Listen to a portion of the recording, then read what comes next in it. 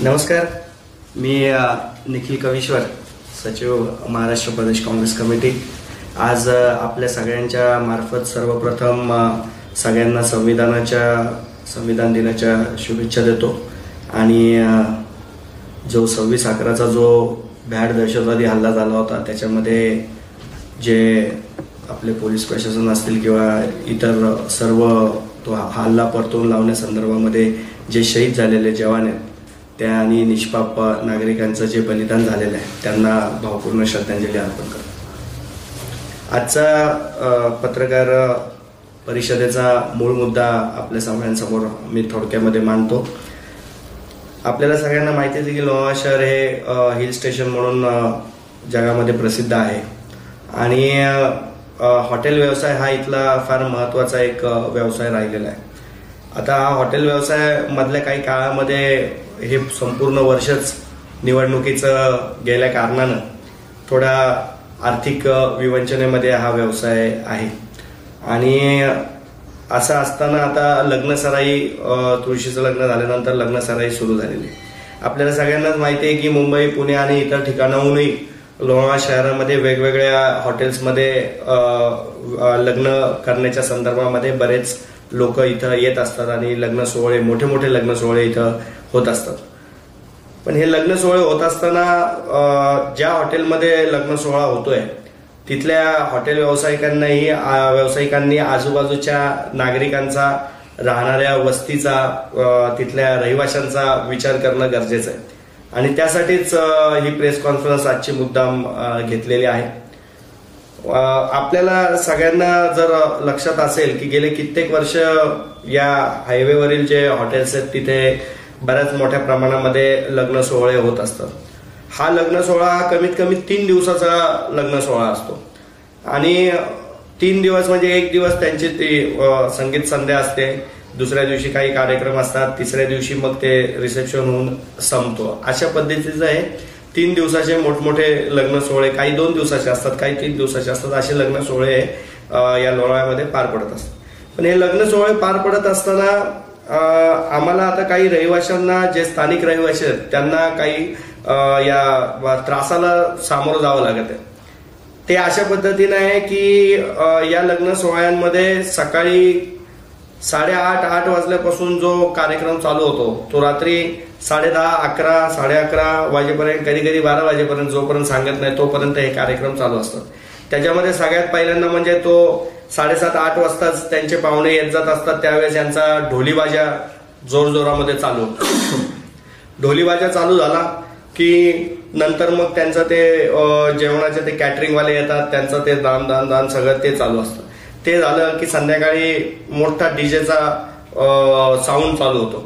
तो कुठेतरी आम्ही पोलिसांना फोन केला, थोडंफार जास्त प्रेशराईज केलं की मग ते कुठेतरी कधीतरी थोडासा आवाज कमी करून बंद होतो। ते झालं की लगेच त्यांचं ते कॅटरिंगचे ते जोरजोरात भांडे टाकणं, जोरजोरामध्ये आवाज करणं, तो त्रास चालू। तो नाही झाला की लगेच यांच्या पॅकिंग करणाऱ्या त्या गाड्या असतात, त्या टेम्पो मोठमोठे ते आजूबाजूला दोन्ही साईडला पार्क असतात। आता या सगळ्या त्रासाला लोणावळा नागरिकांनी का सहन करायचा, हा त्रास हाही मूळ मुद्दा आहे। खरं तर हायवेवरती आज ऍक्सिडेंटल प्रॉन एरिया म्हणून त्या एरियामध्ये बघितलं जाईल। मी नाव घेऊन तुम्हाला सांगेन की आता समजा कालचीच गोष्ट आहे, मॅपलमध्ये आताही लग्न चाललेलं आहे। तुम्ही जर आता बघितलं जाऊन तर मॅपल गार्डन आहे हायवेवरती, तिथे एक लग्न चाललेलं आहे। दोन्ही रस्त्याच्या दुतर्फा पूर्ण पार्किंग आहेत, मोठमोठे टेम्पो लागलेले आहेत, त्यांचे जे लगेज म्हणजे हे जे इव्हेंटवाल्यांचं जे सामान आहे त्यांच्या गाड्याही बाहेरच पार्क आहेत। जे टुरिस्टवाले येणार आहेत, जे त्या लग्न सोहळ्याला हजेरी लावायला जे लोक येणार आहेत त्यांच्याही गाड्या दुतर्फा पार्क आहेत। आता तुम्ही मला सांगा, जर लोणावळ्यामध्ये या भागामध्ये कुमारपासून किंवा आमच्या इथपर्यंत एखाद्याला वडापाव घ्यायचा, एखाद्याला चिक्की घ्यायची किंवा एखाद्याला काही घ्यायचं, रस्त्याच्या बाजूला गाडी लागली तर फाईन पडतो। जरा वेळ 1 मिनिटं जरी गाडी उभी राहिली तरी, जराशी कुठे बाजारामध्ये कुठे गाडी लागली की आपण हॉर्न मारून त्याला म्हणतो का रे तू इथं गाडी लावतो बाजूला। मग ह्या दोन्ही साईडला हायवेवरती मूळ हायवे जो आहे त्याच्यावरती दुतर्फा पार्किंग आहे, ती कोणालाच दिसत नाही। आज माझी सोसायटी तिथं आहे, यांची त्या आउटसाईडला आहे, अजून बऱ्याच नागरिकांच्या तक्रारी आहेत। मग तिथे येता जाता आम्हाला इतका त्रास होतोय की आता आम्हाला बाहेर पडायचं म्हटलं, मुलाला जरी बाहेर पडलं तरी मला त्याच्याबरोबर पडावं लागतंय। इतक्या माझ्या दोन्ही सोसायटीला म्हणजे माझ्या या साईडला गेटला या साईडला सगळीकडे पूर्ण गाडी पार्किंगनी भरलेली. जर तुम्ही पार्किंग प्रोव्हाइड करू नसेल शकत, तुम्ही व्हॅलिड पार्किंग तिथे ठेवू नसेल शकत, तर मग तुम्हाला हायवेवरती पार्किंग करायची परवानगी दिली कोणी? तुम्ही ते जिथं पार्किंग आहे तिथं तुमच्या लग्नाचे सोहळे होतात आणि बाहेर तुम्ही रस्त्यावरती पार्किंग करता. हा महत्वाचा मुद्दा आहे. याच्यावरती पोलीस प्रशासनाने असेल, लोणावळा नगरपालिकेने असेल, आणखीन कुठले प्रशासन असतील, यांनी लक्ष घालणं गरजेचं आहे. आज आमचा दहीहंडी आली, गणपती आली, नवरात्र आली, आमच्या गावातल्या हळदी आल्या, गावातले लग्न सोहळे आले. आम्ही परवानगी घ्यायला पोलिसांकडे आतुरही पोलीस प्रशासनाकडे आम्ही जातो, ती परवानगी घेतो. त्या परवानग्या घेतल्यानंतर वाजवायच्या पण याच्यात आवाज कमी करा. पोलीस प्रशासनही कधी कधी डायरेक्ट तिथं येतं, बंद करा, हे करा. माझा तर अनुभव असा आहे, मी तुम्हाला सांगतो. छत्रपती शिवाजी महाराजांचे जयंतीच्या दिवशी, शिवाजी महाराजांची जयंती होती, आम्ही महाराजांचेच गाणे लावून निघालो होतो डीजेच्या परवानगी घेऊन, डीजे लावून तिथून भांगरवाडीतून. एक वेळ अशी होती की त्यावेळेस तो डीजे बंद करायला पोलीस प्रशासनाने लावला होता. आज माझ्या सोसायटीमध्ये कमीत कमी 7 जण आहेत, ते ओल्ड एज लोक आहेत सगळे, की ते 70-72 वर्षाचे लोक आहेत. आणि त्याच्या बाजूला एक ॲरोन रिसॉर्ट म्हणून तिथं ते लग्नाचे समारंभ होतात. आम्ही वारंवार आमची लोकही त्यांना विनंती करतात की तुम्ही आवाज कमी करा, तुम्ही आवाज कमी करा. ते आवाज बिलकुल कमी करत नाही. ते हॉटेलवाले पण ऐकत नाही, ते लग्नवाले ऐकत नाही, कोणीच ऐकत नाही. बरं, पोलिसांनाही फोन केला तरी आज तुम्ही आम्हाला सांगता दरवेळेस गणपती बसले की आपण गणेशोत्सवाच्या वेळेस आपण शांतता कमिटीच्या मीटिंग घेतो, एवढ्या डेसिबलच्या पुढे आवाज नाही पाहिजे एवढा. मी स्वतः आहे ना, मी शांतता कमिटीमध्ये गेले कित्येक वर्ष आहे. मी शांतता कमिटीच्या मीटिंगमध्ये आवाहन करत असतो आम्ही की तुम्ही डीजे वापरू नका म्हणून. आज तुम्हाला माहिती असेल लोणावळ्यामध्ये खूप कमी प्रमाण आहे आपल्या डीजे वापरायचं.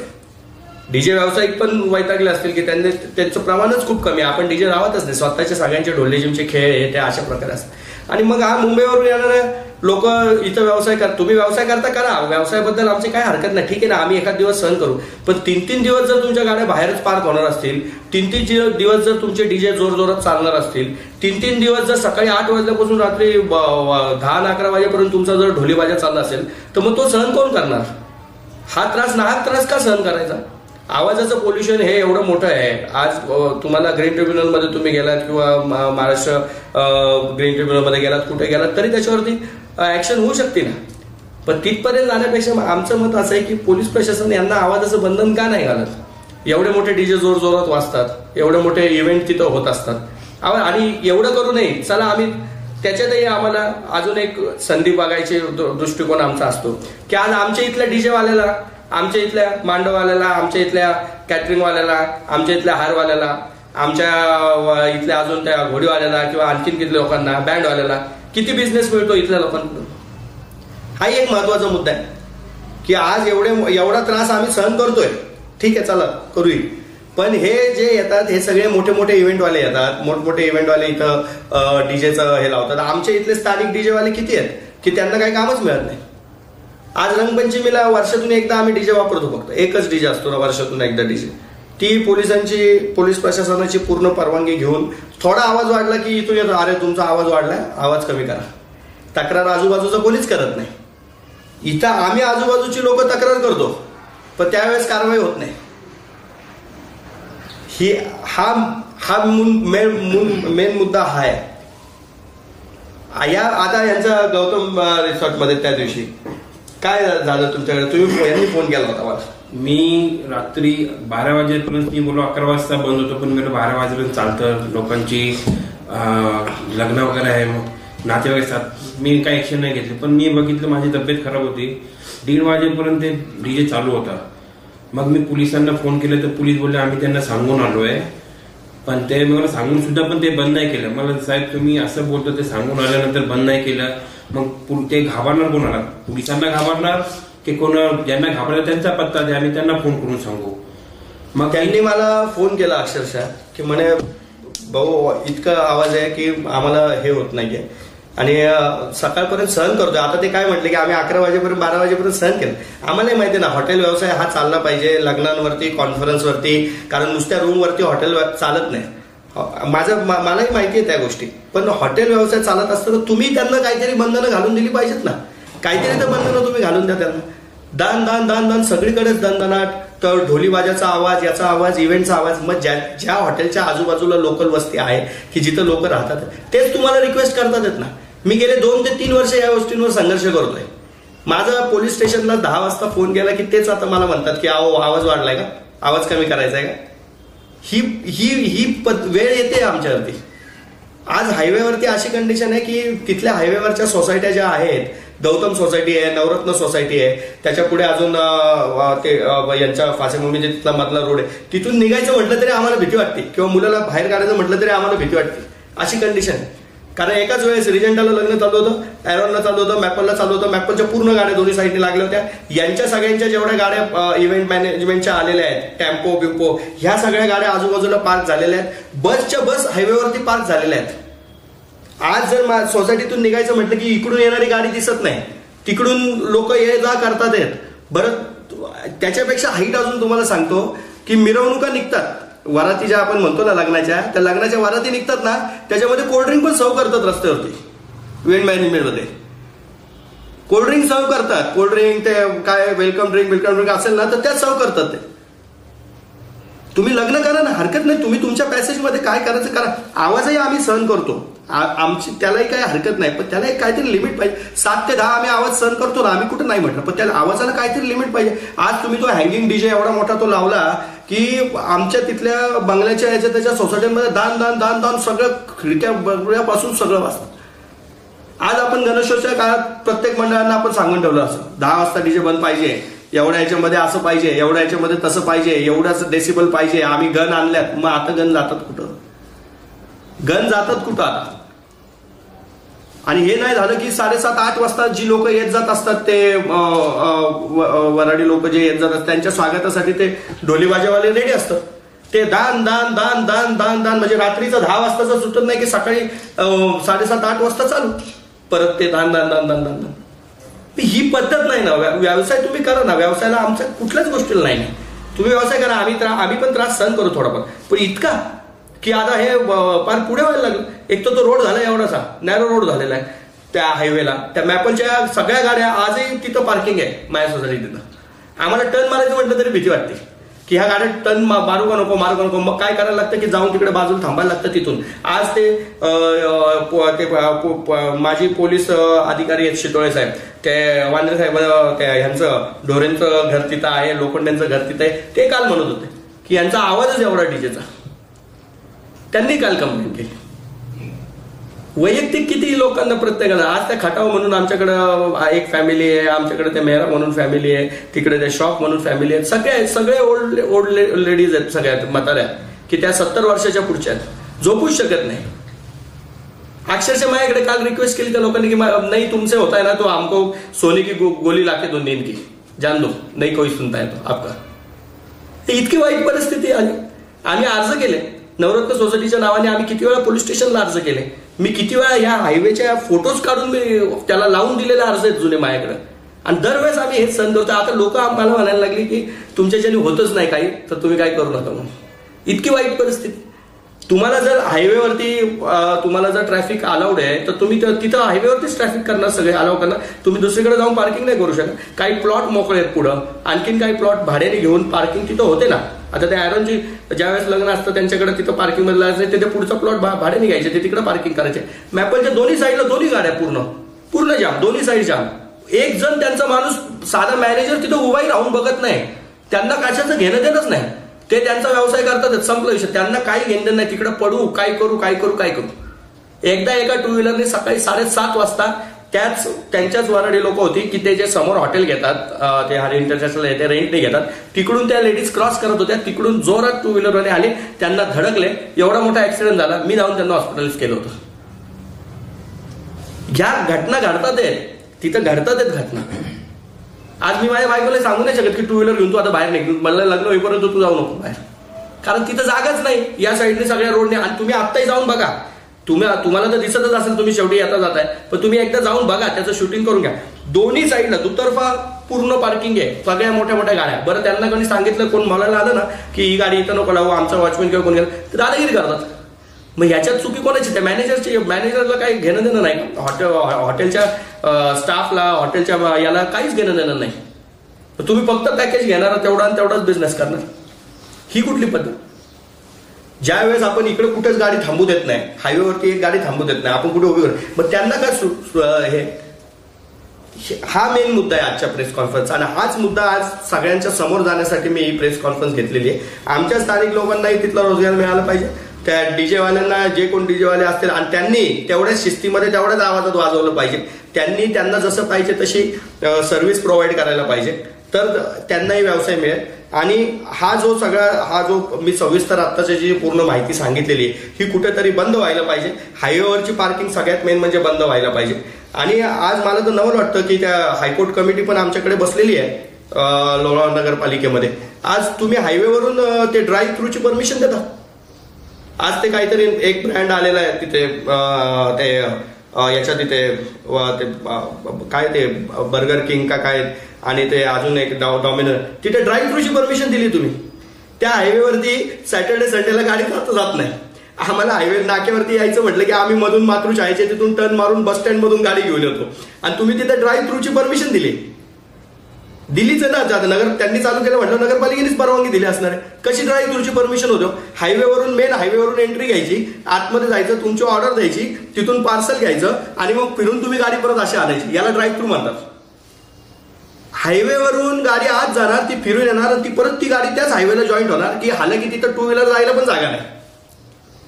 तुम्ही अशा परवानगी दिल्या की सगळ्यात मोठा ऍक्सिडेंटचा स्पॉट येतो आत्ताचा. हे आत्ता जाणवणार नाही, पण ज्या वेळेस एखादी दुर्दैवी घटना होती ना, त्यावेळेस मग आपण ओरडत बसतो प्रत्येक गोष्टीला. आज या लग्नांच्या याच्यामध्ये पण आत्ता जाणवत नाही, पण ज्या वेळेस दुर्दैवी घटना होईल त्यावेळेस मग ओरडण्यात काय उपयोग आहे? मी त्याच्या अगोदर म्हणून मी ओरडतोय आज.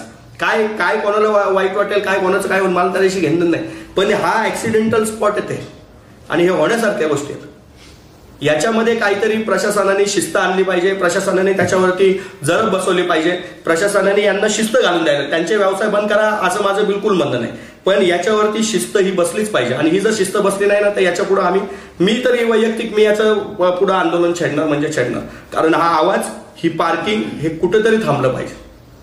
कारण जर स्थानिक लोकांना जर याच्यावरती निर्बंध आहेत, तर मुंबईवरून येणाऱ्या लोकांना किंवा अजून कुठून येणाऱ्या लोकांना जर इथं लग्न करायचं असेल तर त्यांच्यावरही निर्बंध प्रशासनाने ठेवले पाहिजे. एवढी माझी आजची या प्रेस कॉन्फरन्सच्या मार्फत कळकळीची पोलीस प्रशासनाला, नगरपालिका प्रशासनाला, MSRDCला, जे याच्यामध्ये इन्व्हॉल्व आहेत त्यांना विनंती आहे. याबाबत आपण संबंधित जे काही अधिकारी आहेत किंवा हॉटेल असोसिएशन आहे यांच्याशी काही संपर्क साधलाय का? त्यांना काय सांगितलं आहे याबाबत? मी हॉटेल असोसिएशनचे उपाध्यक्ष का अध्यक्ष आहेत, मला वाटतं इंदर शेठ आमचे पुरोहित, त्यांच्याशी मी चर्चा केली होती या गोष्टीवरती. त्यांनी मला ते सहकार्य करून त्यांनी सांगितलं की आवाज एवढा यायला नाही पाहिजे. आम्ही आता त्यांच्याकडेही लग्न होतात, पण ते काय एवढा मोठा याच्यात नसतं, त्या आतमध्ये सगळं असतं. तर तेही मला म्हटलं की मी याच्यावरती चर्चा करतो.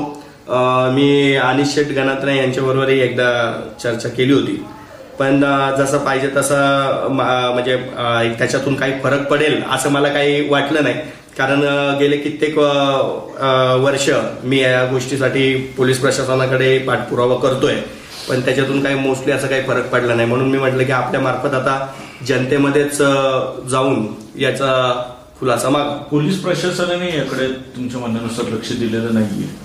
नाही, पोलीस प्रशासनाला मी वारंवार अर्ज केलेले आहेत. माझ्याकडे अर्ज आहेत पोलीस प्रशासनासाठी, आणि मी वारंवार फोनही त्यांना करतो. पण काय होतं की ज्या दिवशी आवाज वाढलेला आहे त्यावेळेस मी फोन करणार, मग ते येणार आणि मग त्याच्यावर कारवाई होणार. हे अपेक्षित सारखं नाही.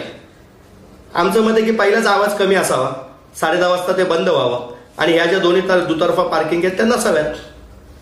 ह्या जर एवढ्या छोट्या गोष्टी आहेत, ह्या तेच करू शकतात. निखिलजी, बऱ्याचदा आपण लोणावळा शहरामध्ये बघितलेलं आहे की त्याच्यामध्ये बांधून घेण्याचा प्रयत्न जाईल. 100%. मी तुम्हाला त्याच्या अगोदरच सांगितलं की मला छत्रपती शिवाजी महाराजांच्या जयंतीच्या वेळेसही डीजे बंद करायला लावलेला होता. मी स्वतः डीजे बंद केलेला माणूस.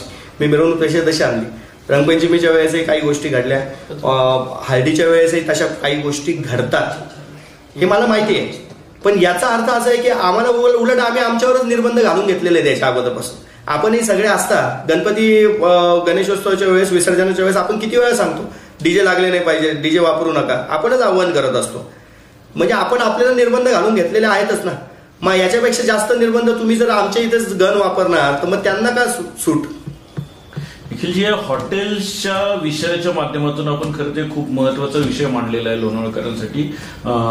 जो नाक्यावरती आता जे काही नव्याने काही तिथे व्यवसाय सुरू झालेले आहेत, सबवे असेल, डॉमिनोज असेल, आणि त्याच्यामध्ये जो तुम्ही आता विषय मांडला, खरं तर ऑलरेडी हायवे सतत ट्रॅफिक जाम असते लोणावळ्यामध्ये, आणि त्या कुठल्याही शॉपला कुठेही पार्किंग व्यवस्था दिसत नाहीये.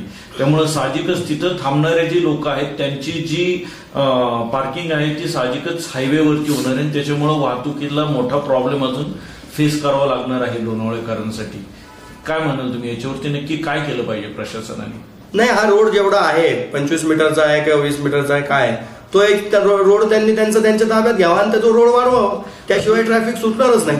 परंतु हा झाला रोड वाढवण्याचा विषय. हे जी दुकानं आहेत किंवा हे जे व्यवसाय नवीन सुरू झाले त्यांच्याकडे पार्किंग नाही, त्यांचं काय, त्यांच्याकडे येणारे पुढे उभे राहणार ते रस्त्यावरतीच. कारण आपण मगाशी सांगितलं की हे जे लग्न समारंभ होते त्यांची जी पार्किंग आहे ती पूर्ण हायवेलाच आलेली असते.